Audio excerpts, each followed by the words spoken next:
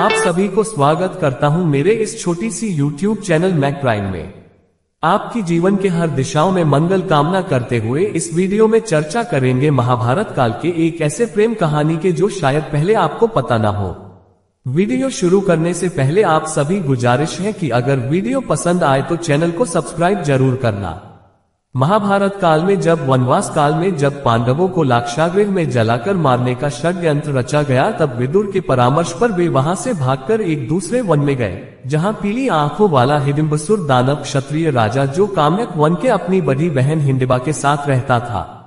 एक दिन हिडिंब ने अपनी बड़ी बहन हिंडिबा को वन में भोजन की तलाश करने के लिए भेजा, परंतु वहां हिंडिबा ने पांचों पांडवों सहित उनकी माता कुंती को देखा। भीम को देखते ही हिडिंबा उस पर मोहित हो गई। फिर हिडिंब अपनी बड़ी बहन की खोज में आ गया तो उसने वहां हिडिंबा को भीम के साथ अनोखा दृश्य देखा। फिर भीम ने हिडिंबा के कहने पर हिडिंब को जो उसके भाई थे उसको मार डाला, जिसके बाद वहां जंगल में हिडिंबा एवं भीम का विवाह हुआ। इन्हें घटोत्कच नामक पुत्र हुआ। हिमाचल प्रदेश के मनाली में इन दोनों हिडिंबा और पुत्र घटोत्कच के मंदिर आज भी हैं। दहन के पश्चात सुरंग के रास्ते लाक्षागृह से निकलकर पांडव अपनी माता के साथ वन के अंदर चले गए। कई कोस चलने के कारण भीमसेन को छोड़कर शेष लोग थकान से बेहाल हो गए और एक वट वृक्ष के नीचे लेट गए।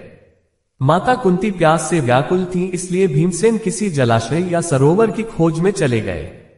एक जलाशय दृष्टिगत होने पर उन्होंने पहले स्वयं जल पिया और माता तथा भाइयों को जल पिलाने के लिए लौटकर उनके पास आए। वे सभी थकान के कारण गहरी निद्रा में निमग्न हो चुके थे, अतः भीम वहां पर पहरा देने लगे। उस वन में हिडिंब नाम का एक असुर निवास करता था। साथ में उसकी एक बड़ी बहन हिडिंबा भी साथ रहती थी। दोनों मिलजुल के रहते थे।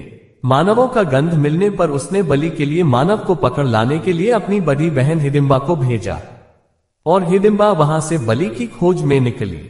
कुछ आगे पहुंचने पर हिडिंबा ने भीमसेन को पहरा देते हुए देखा और उनके सुंदर मुखारविंद तथा बलिष्ठ शरीर को देखकर उन पर कामातुर हो गई।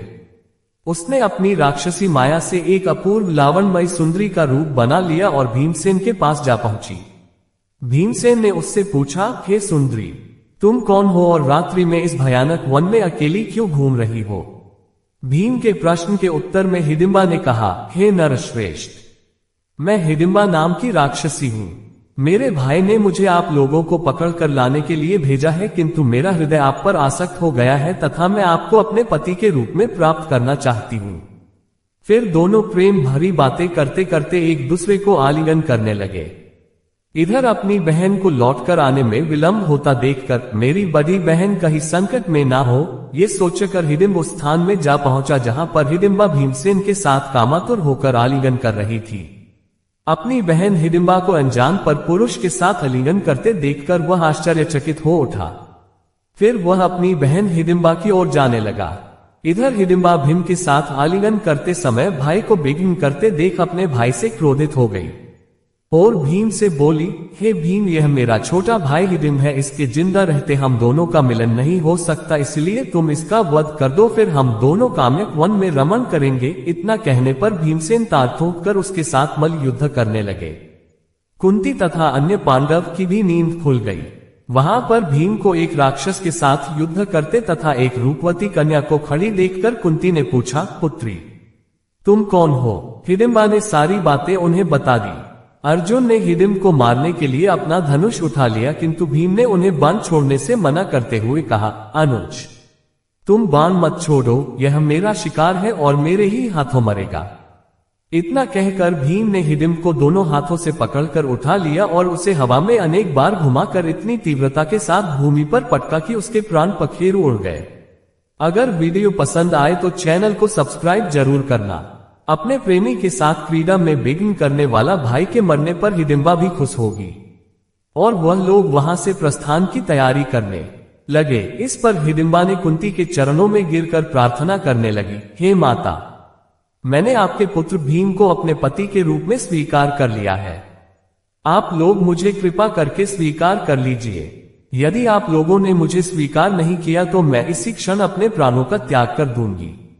हिडिंबा के हृदय में भीम के प्रति प्रबल प्रेम की भावना देखकर युधिष्ठिर बोले, हिडिंबे, मैं तुम्हें अपने भाई को सौंपता हूं, किंतु ये केवल दिन में तुम्हारे साथ रहा करेगा और रात्रि को हम लोगों के साथ रहा करेगा। हिडिंबा इसके लिए तैयार हो गई और भीमसेन के साथ काम्यक वन में आनंदपूर्वक जीवन व्यतीत करने लगी। 1 वर्ष व्यतीत होने पर हिडिंबा का पुत्र उत्पन्न हुआ। उत्पन्न होते समय उसके सिर पर केश उत्कच न होने के कारण उसका नाम घटोत्कच रखा गया। वह अत्यंत मायावी निकला और जन्म लेते ही बड़ा हो गया। हिडिंबा ने अपने पुत्र को पांडवों के पास ले जाकर कहा, यह आपके भाई की संतान है, अतः यह आप लोगों की सेवा में रहेगा। इतना कहकर हिडिंबा वहां से चली गई। घटोत्कच श्रद्धा से पांडवों तथा माता कुंती के चरणों में प्रणाम करके बोला, अब मुझे मेरे योग्य सेवा बताए। उसकी बात सुनकर कुंती बोली, तू मेरे वंश का सबसे बड़ा पौत्र है, समय आने पर तुम्हारी सेवा अवश्य ली जाएगी। इस पर घटोत्कच ने कहा, आप लोग जब भी मुझे स्मरण करेंगे मैं आप लोगों की सेवा में उपस्थित हो जाऊंगा। इतना कहकर घटोत्कच वर्तमान उत्तराखंड की ओर चला गया। मेरे प्रिय मित्रों, आज के वीडियो में इतना ही। कल फिर एक नए वीडियो के साथ आपके सामने उपस्थित होंगे। इसी उम्मीद के साथ मैं आप सभी से विदा लेता हूँ। खुश रहे, मस्त रहे।